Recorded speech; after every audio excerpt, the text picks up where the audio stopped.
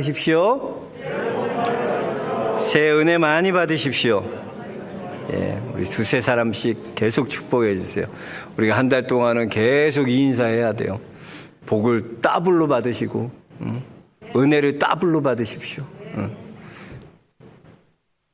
2023년도에는 우리 성도님들의 가정과 하시는 모든 일 위에 하나님의 은혜와 축복이 충만하시기 주의 이름 축원합니다.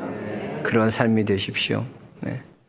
오늘 2023년도 첫 말씀, 어떤 말씀 하나님께서 우리에게 주실까? 바로 부르심으로 살리라라는 거예요. 우리는 무엇으로 살아야 되나? 하나님의 부르심으로 살아야 된다는 거예요.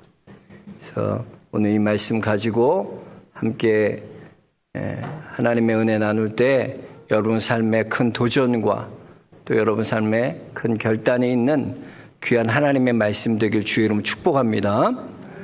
그래요. 어떻게 사느냐 참 중요하죠, 우리의 인생을. 2023년도 여러분 어떤 계획을 준비하셨습니까? 여러분의 미래에 어떤 계획을 갖고 계십니까? 우리는 표대를 향해 달려가는, 그래서 14절 보니까 표대를 향하여 그리스도 예수 안에서 하나님이 위에서 부르신 부르심의 상을 위하여 달려가노라 그랬어요. 이 사도 바울과 같이 우리가 하나님의 부르신 대로 이 부르심의 상을 향하여 달려나가는 귀한 2023년도 되게 주의 이름으로 축복합니다. 우리가요, 내 생각으로 살아가는 나로 사는 존재가 아니라 우리는 하나님이 생각하는 나로 사는 사람이 돼야 돼요. 자꾸 내가 생각하는 내가 내 생각, 내 욕심으로 살아가는 나의 모습이 아니라 하나님이 생각하는 나로 살아야 돼.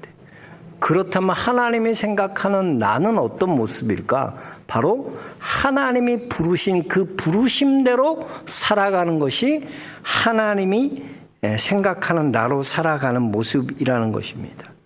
여러분, 우리 모두는 하나님이 부르신 하나님이 있는 거예요. 여러분 인생에 부르신 분이 있다는 거예요. 여러분은 그냥 그런 존재가 아니에요. 하나님이 이 땅에 여러분을 불러주셨다는 거예요. 부르신 사명자들이라는 거예요. 그래서 우리는 이 하나님의 부르심을 기억하고 부르심으로 사는 자가 돼야 된다는 거예요. 그런데 한번 우리의 삶을, 실질적인 삶을 보세요. 알아요, 머리로는. 우리가 부르심으로 살아야지. 위에서 하나님이 나를 부르셨으니까 그 위에 부르신 그 하나님 부르심대로 살아야지. 우리의 머리로는 그렇게 생각하지만 우리의 눈은 자꾸 누구를 쳐다봅니까? 옆 사람 쳐다보는 거예요. 다른 사람 쳐다보는 거예요. 그래서 보면 사람들은요, 물질은 꼭 나보다 더 나은 사람이랑 비교해서 불행하고요, 신앙, 믿음은 꼭 나보다 못한 사람이랑 비교해서 참 우월해합니다. 그러니까 영적인 성장이 없는 것입니다. 우리가 영적으로 계속 성장하기 위해서는 꼭 이것을 기억해야 돼요. 내가 생각하는 나로 살면 성장이 없다는 거예요, 여러분. 내가 욕심, 내 생각대로 사는 발전이 없다는 거예요. 성장이 없다는 거예요. 하나님이 생각하는 나로 사는 사람, 그 사람이 바로 성장하는 사람인 줄로 믿습니다. 여러분, 인간은요, 다 그래. 인간은 다 한계가 있습니다. 그런데 그 한계를요, 우리 스스로 만들어 놓는 경우가 얼마나 많이 있습니까? 말로는 내게 능력 주시는 자 안에서 내가 모든 것을 할 수 있느니라 라고 말은 하지만 우리의 행동은 어떻습니까? 그걸 어떻게 해요? 할 수 없어요. 안 된다니까요. 해도 안 돼요. 그런 말 하지 마세요. 다 우리는 한계를 우리가 만들어요. 옛날에는요, 1마일 뛰는 경기가 있어요. 1마일이니까 1.6km 뛰는 경기가 있었어요. 근데 이 1.6km 뛰는 경기가 있었는데 이 의사들이 이런 이야기를 했어요. 사람이 1마일을 4분 이내에 4분보다 더 빨리 뛸 경우에는 사람의 심장이 파열된다는 거예요. 그래서 그렇게 뛰면 안 된다는 거예요. 그렇게 뛸 수 없다는 거예요. 그러니까 이전까지 사람들은 어떻게 생각했냐면, 야, 4분보다 더 빨리 뛰면은 우리의 심장이 파열되니까 못 뛰는 게 아니라 안 뛰었어요. 아, 그렇게 하지 말아야지. 안 뛰었어요. 왜?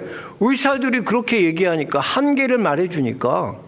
그런데요, 1954년도에 이 옥스퍼드의 의과생 출신 괴짜 육상 선수인 이 로제 베니스트가요, 야, 터지려면 내 심장 터져라. 나는 4분을 이내에 뛰겠다. 그러고 뛰기 시작하는 거예요, 1마일을. 그래서 이 사람이요, 로제 이 베니스트가 4분 이내에 1.6km를 4분 이내에 뛰게 된 거예요. 처음 사람이에요.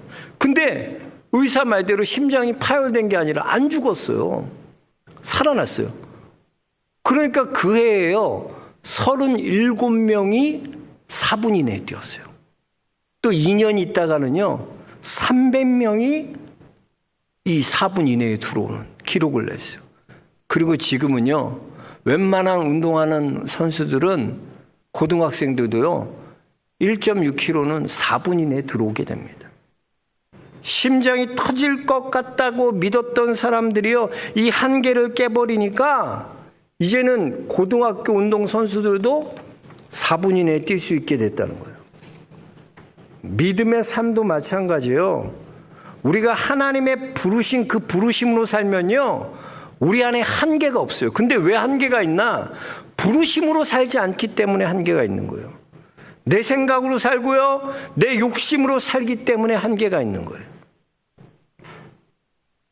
우리가 부르심으로 살면요, 내가 하는 게 아니라니까요, 하나님이 하시기 때문에 우리에게는 한계가 없는 줄로 믿습니다. 여러분, 하나님은요, 이 하나님의 부르심, 우리는 이 하나님의 부르심으로 살아야지, 우리의 생각이나 우리의 욕심으로 살면 다 남들 따라 사는 삶 살게 돼요. 남들 하는 대로 나도 살아가는 그런 삶을 살 수밖에 없나요? 그래서 영끌에서 부동산 산다, 집 산다 그러면 다 거기로 가고, 뭐 남들 코인 한다 그러면 나도 코인하고, 남들 롱패딩 입는다 그러면 나도 롱패딩 입어야 되고, 다 따라하는 거예요. 우리가 생각으로 욕심으로 살면 다 따라가겠어요. 사람의 생각이 그래요. 여러분 한번 가만히 생각해 보세요. 여러분, 중고등학교 때 가장 되고 싶었던 게 뭐예요? 저는 중고등학교 시절 때 가장 되고 싶은 게 어른이 되고 싶더라고요. 빨리 대학생 되고 빨리 어른 되고 싶더라고요. 그러지 않았어요? 근데요, 나이 들고 어른 돼 보세요. 자꾸 어려지려고 그래요. 그래서 얼굴도 당겨놓고 주름도 펴놓고 어떻게 해서든 어려 보려. 그렇게 어렸을 때는 어른 되려고 그러더니 지금은 어른 되고 나니까 어떻게든 또 어려지려고. 근데 되게 재밌지 않아요? 사람이 그래요. 어느 순간 여러분, 나 어려 보이고 싶어 이러면 나이 들었다는 거야. 나도 이제 나이 들었구나. 옛날엔 여러분, 그 살찌는 약이라고 있었어요. 살찌는 약 드셔보셨어요? 지금 누가 살찌는 약 먹어요? 약 50년 전에는요, 이 통통한 몸매를 갖는 게 이 부의 상징처럼 생각됐던, 그렇게 여겨졌던 시대가 있었어요. 일제의 수탈과 전쟁의 상흔을 거치면서 유지된 육중한 몸매라면 분명 끼니를 걸러본 적이 없는 이 재력의 소유자였을 거나, 아니면 그런 재력을 갖고 있는 사람이었을 거라는 그런 상상력이 체중은 곧 재력이다, 이런 이미지를 만들었다는 것이죠. 그래서 그때 아주 열풍적으로 살찌는 약이 팔렸는데 73년도에 베스티나블이라는 약이 있대요. 이 약이 얼마나 비싸냐면 하여튼 비싸. 근데 이 약을 그렇게 먹으려고 그랬대, 사람. 근데 요즘 보세요. 누가 이 살찌는 약 먹는 사람 있어요? 근데 내 주위에는 한 번도 없어. 근데 다이어트 약은 다 먹어. 웃기잖아요, 사람이. 옛날에는 그렇게 살찌고 싶어서 난리 폈던 사람들이 이제는 어떻게든 살 빼려고 그러는 게 사람. 얼마나 사람이 웃겨요, 생각하는 게. 네? 여러분, 우리가 부르심으로 살지 않으면요, 다 이렇게 따라 살아가요. 하나님이 부르신 그 부르심으로 살지 않으면요, 세상 따라가고요, 욕심 따라가는 게 우리예요. 그렇게 될 수밖에 없어요. 여러분, 한 사람 한 사람은 그냥 된 사람이 아니에요. 여러분, 한 사람 한 사람은 하나님이 불러주셨어요. 우리는 하나님께서 여러분 한 사람을 부르신 거예요. 그렇기 때문에 우리는 그 부르심의 사명대로 살아야 되는 거예요. 이 부르심을 대처할 것이 없는 거예요. 욕심으로 대처할 수 없어요. 내 생각으로 대처할 수 없어요. 내 생각하고 욕심으로 살면요, 기껏해야 만나는 게 한계에 부딪혀요. 그러나 부르심으로 사는 자는 한계가 없습니다. 내가 하는 것이 아니라 하나님이 함께 하셔서 하나님이 하시는 것이기 때문에 한계 없는 인생을 살아갈 수 있는 거예요. 그래서 우리는 하나님의 부르심대로 살아야 돼요. 나를 향하신 하나님의 부르심의 그 소리를 들어야 돼요. 하나님께서 나에게 외치시는 그 음성을 들어야 합니다. 거기에 귀 기울이는 믿음의 성도들 되시길 주의 이름으로 축복합니다. 그 어린 왕자를 쓴 생텍쥐페리가 이런 말을 했습니다. 만약 배를 만들고 싶거든 사람들로 하여금 나무를 모으도록 불러 모으거나 이를 쪼개고 지시를 내리지 말라.